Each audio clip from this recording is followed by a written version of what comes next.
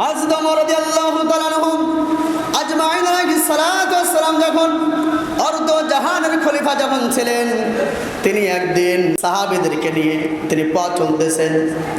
চলতে চলতে হযরত ওমর তার খিদা লেগে গেল। ক্ষুধা যখন লেগে গেল তখন চিন্তা করলে এখানে খাবার কোথায় পাই আমি। হঠাৎ করে দেখতে পেলেন যে সামনে একজন পাহাড় থেকে একজন রাখাল অনেকগুলো বকরি নিয়ে তার দিকে সামনের দিকে এগিয়ে আসছে। আসার পরে হযরত ওমর রাদিয়াল্লাহু তাআলা আনহু ও রাখালকে ডাক দিলেন। রাখালকে ডাক দিয়ে বললেন, ও রাখাল, তোমার কাছে তো অনেকগুলো বকরি, এই বকরির সম্ভবত দুধ হয়, কি হয় বলেন? সম্ভবত দুধ হয়।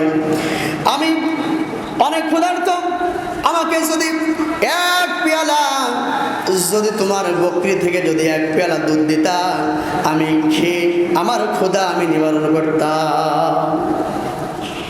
এই কথা বলার পর ওই রাখাল বললেন,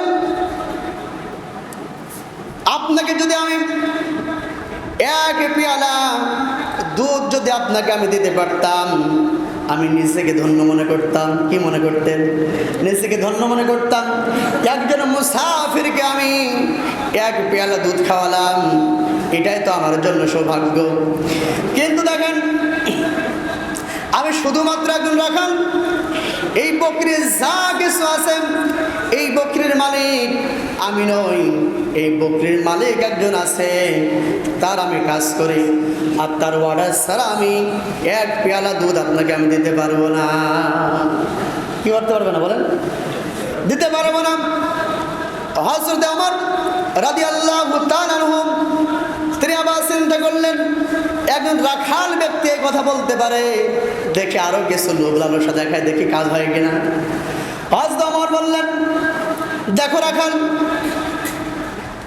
তুমি যদি চাও তোমাকে আমি কিছু দিরহাম দিতে পারি, টাকা পয়সা দিতে পারি, এই টাকা পয়সাগুলো তুমি নাও, আর বকরি একটা আমার দাও, আমি তার দুধও খাই, গোশত খাই, আর এর মধ্যে তুমি টাকা পেয়ে যাও। কি পেয়ে যাও বলেন? টাকা পেয়ে যাও। আমি দুধ খাইতে পারবো, আমি গোশত খাইতে পারবো, আর তুমি টাকা পেয়ে যাবা। আর যখন তোমার মালিকের কাছে তুমি যাবা, যাওয়ার সময় বলবা, গিয়ে বলবা যে একটা বকরি, একটা বাঘে এসে বকরিটা নিয়ে গেছে, আমার কিছু করার ছিল না। সহজ পন্থা, নাকি বলেন? সহজ না? টাকাও পেল, আর কি বলবে যে একটা বাঘ বকরি নিয়ে চলে গেছে, তাহলে তো কিছু বলবে না। বলবে?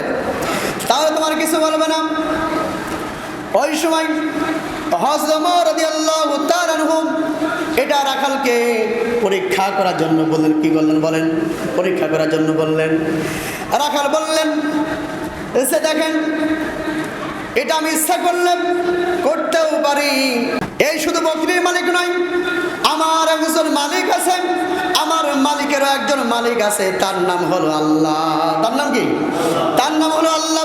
আমাদের সব চাইতে যে মালিক, মালিকের মালিক আল্লাহ পাক রব্বুল আলামিন, তিনি তো সব কিছুই দেখতেছেন। বলেন সুবহানাল্লাহ।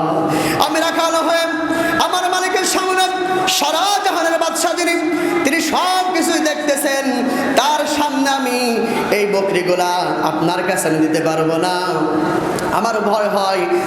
ওই সময় হযরত ওমর রাদিয়াল্লাহু তাআলা আনহু বললেন, ও রাখাল, তুমি শুনে রাখো, তোমার মতন এমন মানুষ যদি তাকওয়া নিয়ে থাকে, তাহলে পৃথিবীতে যতদিন পর্যন্ত তোমার মতন মানুষ থাকবে, পৃথিবীর কোনোদিন অকল্যাণ হবে না। সুবহানাল্লাহ।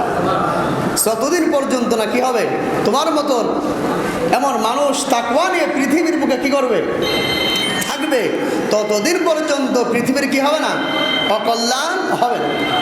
একজন রাখালের ভিতরে সে গিয়েছিল বলেন তাকওয়া আছে, আর আমরা দেখা যায় জুব্বা আছে, টুপি আছে, সব কিছু আছে, কিন্তু কি নেই, কথা বলে তাকওয়া নেই। এই জন্য শুধু জুব্বা টুপি দাড়িতে কি থাকে না, তাকওয়া থাকে না। তাকওয়া থাকে কোথায় বলেন? তাকওয়া কোথায় থাকে? মাথায়। কোথায় থাকে? অন্তরে। কোথায় থাকে? অন্তর। এই জন্যই তো আল্লাহ পাক বলেছেন যে ইন্না আকরামাকুম ইনদাল্লাহি আতকাকুম, যার হৃদয়ে আমার ভয় আছে সেই সব চাইতে আমার কাছে প্রিয়, বলো সুবহানাল্লাহ। আল্লাহর কাছে প্রিয় ব্যক্তিকে যার হৃদয়ের মধ্যে আমার ভয় আছে, সে হলো সব চাইতে আমার কাছে কি প্রিয়। এই জন্য প্রিয় হওয়ার জন্য আমাদের ভিতরে কি করতে হবে? তাকওয়া পরিপূর্ণ করতে হবে।